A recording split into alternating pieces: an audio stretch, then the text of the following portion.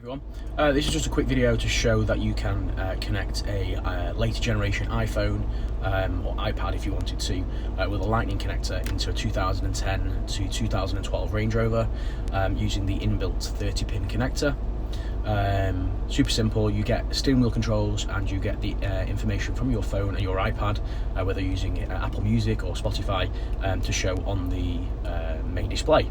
Okay, I will show you what I use here. This is the 2012 Ultimate Edition. Just a standard 2012 in terms of entertainment system for iPod connectivity.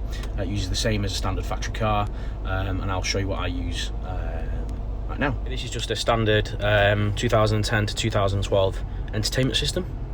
Okay, we have the portable audio menu with the iPod connectivity, and it's asking to connect a device. So to connect a later generation iPhone or iPad into, we have a standard 30-pin connector that comes with the car into the standard port, into the iPod port. We then have what is a 30-pin to 30-pin converter. Now this converts the original 12 volts that the original iPods, I should say, used down to 5 volts that the later generation iPhones use. So this goes on the end of this cable here, and allows you to then connect into, I'll do that in a second, into this. So this is a genuine 30-pin to lightning converter by Apple.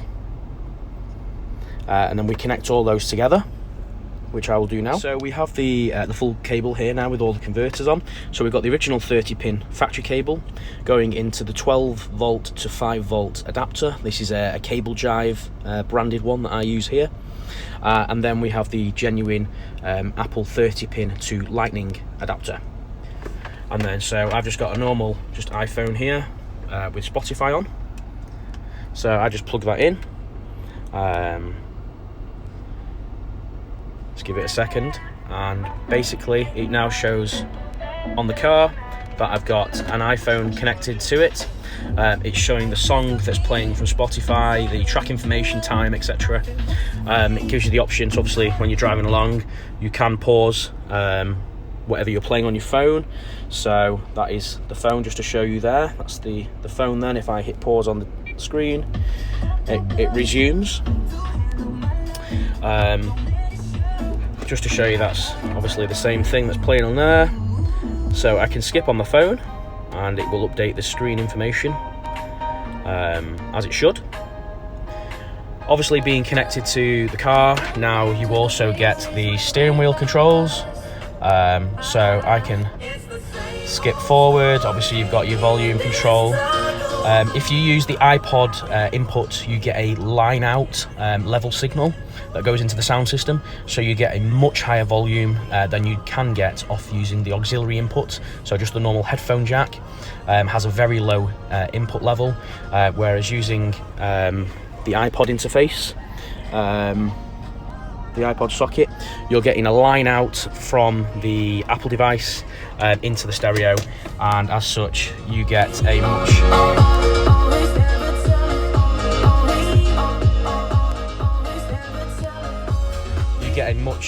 higher signal for the line in, obviously higher signal, louder volume, clearer clarity, rather than using a headphone socket. You also get the ability to change and browse on the screen. So if I was using iTunes, if you're using iTunes, you can browse your playlists, artists, album, songs.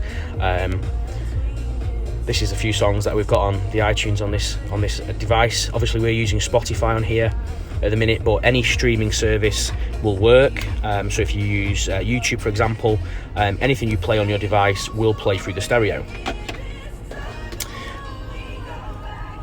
I hope you found that useful, and it's just obviously dispelled the myths that you can't connect a modern Apple device to a 2010 to 2012 Range Rover, because you can with a few modifications. Dead simple.